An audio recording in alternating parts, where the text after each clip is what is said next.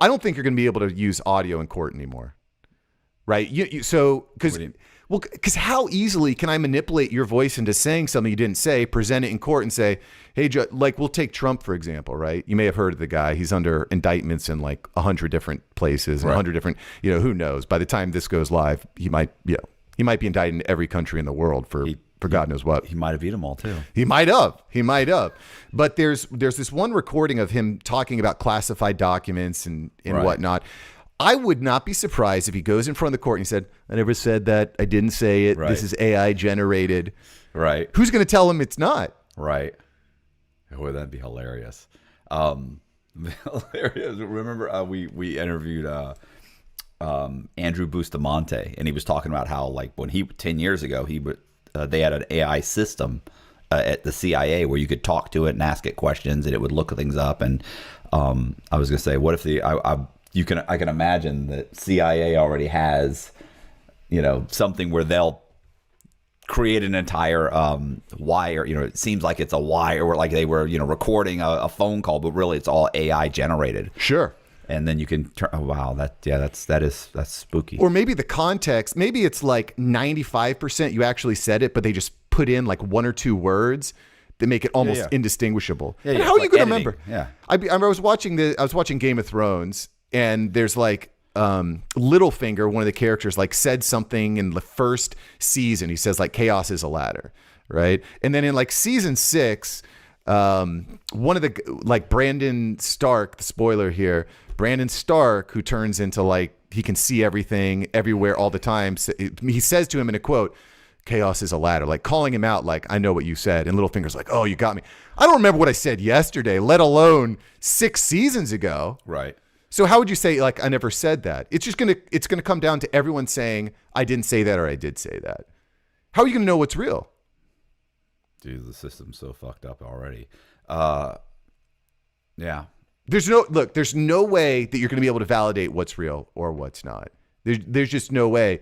And so what it's going to end up coming down to is like whatever you think is real is going to be real. Whatever you don't think is real will be real. I'll give you another example. This just happened a few days ago.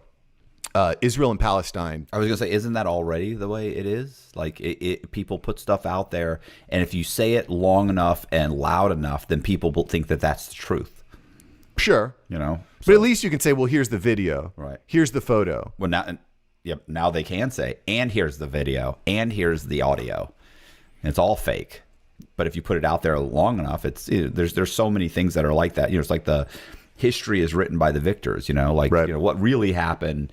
And what the history books happen and what goes down, in history doesn't necessarily mean that's what happened. But I hate. You were saying the Palestine thing. Well, yeah, because gaslighting is at an all-time high.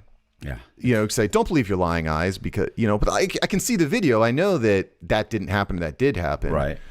But now I can't believe my lying eyes, so to speak, Like, so in Israel and Palestine, Ben Shapiro released this photo, a horrible photo of this burnt child, right? Burnt child. It was released by the Israeli government. He posted it. It's gotten hundreds of thousands, if not millions of views. Right.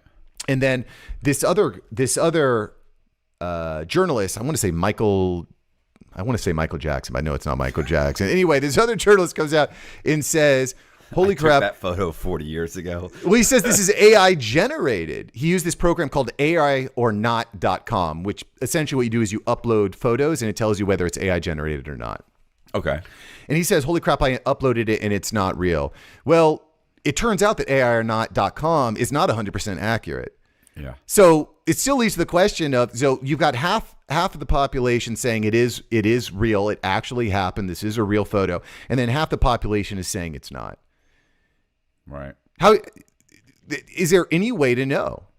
There's any way to know. And you might say, oh, well, they'll figure it out. But we've got, how long is that going to take? Well, you figure out by finding out who actually took the photograph too. Like, who was the photographer? What was the source? Where did it come from? Was it just something that Ben Shapiro found online and, screenshotted it and said, hey, this is what this is, or, this is what the caption said, so I'm going with it because it was on Google, or did he actually get it from the photographer that was, whatever, in Israel and took the photograph. Right. So, you have to figure out how to verify those things.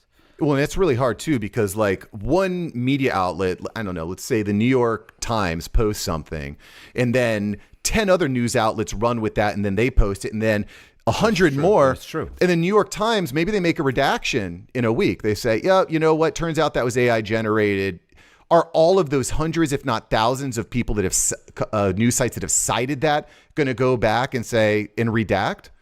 They don't do that they don't do that when they've actually really majorly made a mistake.